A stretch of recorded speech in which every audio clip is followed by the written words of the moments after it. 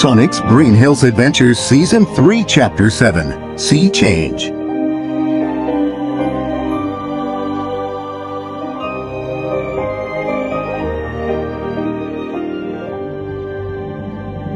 Sonic's point of view. We finally made it to Charlotte's house, and I for one felt exhausted. Hey guys, we're back. We have someone we'd like you to meet. Marina said as we entered the house, and she was filled with energy for some reason. Hi guys, and who is it? Donut Dad asked curiously. It's okay, they're super nice. You don't need to be afraid. I said as I gestured for Silver to come into the room completely. After a few moments he did. Silver's point of view. I don't know why I was so afraid. I guess it was a side effect of the isolation I went through for last 9 years. I saw that Sonic's dad was a tall human with dark brown hair.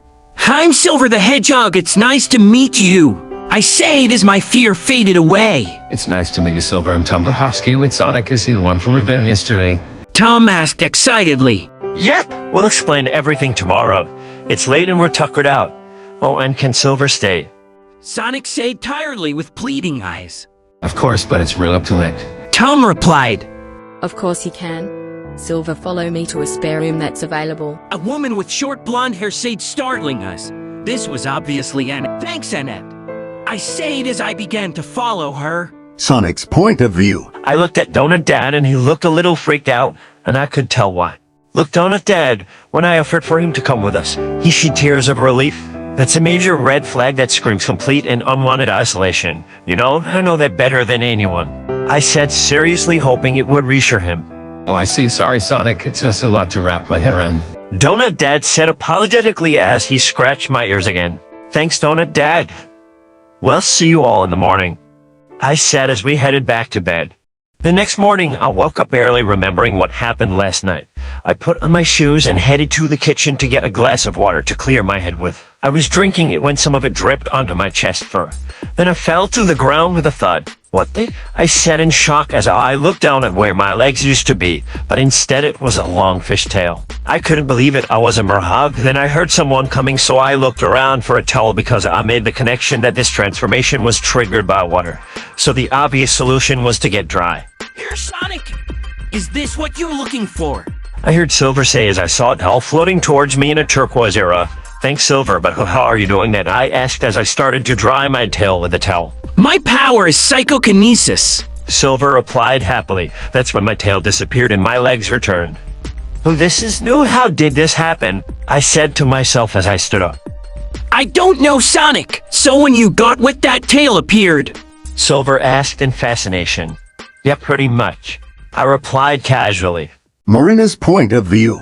I was getting ready for a morning bath when I was in the tub. My legs disappeared and a beautiful mermaid tail took their place. This was a dream come true, but I was still freaked out. What in the world is going on? I cried once I found my voice. Not even a second later, someone knocked on the bathroom door. Hey, are you okay, Marina? I heard you scream.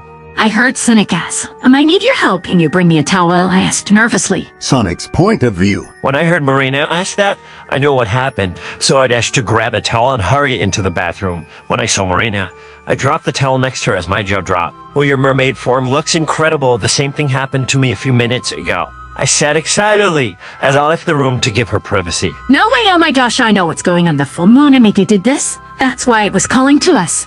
I heard Marina say through the door. Oh boy, I'd better tell Shadow and Silver. I said in realization. Okay, go find Shadow and I'll find Silver. Marina said when she was ready for the day. I then left the room and went to the other bathroom. When I got there, I was too late and his tail popped. Hey Shadow, I came to tell you about that. I think this Monica was calling us. Are you okay, bro? I said sheepishly. Yeah, but how do I change back? Shadow replied casually, so I grabbed a towel and handed it to him. Not to worry, Shadow. It's only when we're wet. So we have to be more careful around water. Marina is looking for Silver right now. I said as Shadow dried himself. Okay, let's go. Shadow said and we left the bathroom. Marina's point of view. As I was looking for Silver, my instincts were telling me he was in the pool in the backyard. So I ran out there and saw Silver laughing gleefully as he swam around with the tail. Well, I see my theory was on point that Silver, what if someone sees you? I asked seriously. Sorry, Marina, but I had the same theory and wanted to see it for myself. This is the most incredible feeling. We have to test these tails out in the ocean later. Silver said as he got out of the pool. Silver then did something weird. Sun started glowing in a turquoise as well as a towel nearby then floated over to him. Well, I've always been able to do that. How did you do that? I asked in fascination. Yep, my power is psychokinesis. Silver said as he dried himself off. Then I heard someone running towards us. I saw that it was just Sonic and Shadow. So did he. Well, you know. Sonic asked as he caught his breath. Yep, what about you, Shadow? I asked curiously. Yep. So what now? Shadow asked as we all headed inside. I'll call Lewis. I think he knows more than he's letting on. Sonic said as he took out his phone. Lewis' point of view. I was walking to Ricky's cafe to talk with the girls about what happened last night, when my phone rang. I saw that it was Sonic, so I picked up immediately. Hey Sonic, what's up? I asked nervously. Businessman did something to us. Can we meet somewhere private to talk? Sonic asked seriously. Sure, I'll send you the address, I said before hanging up and texting the address to Will's place.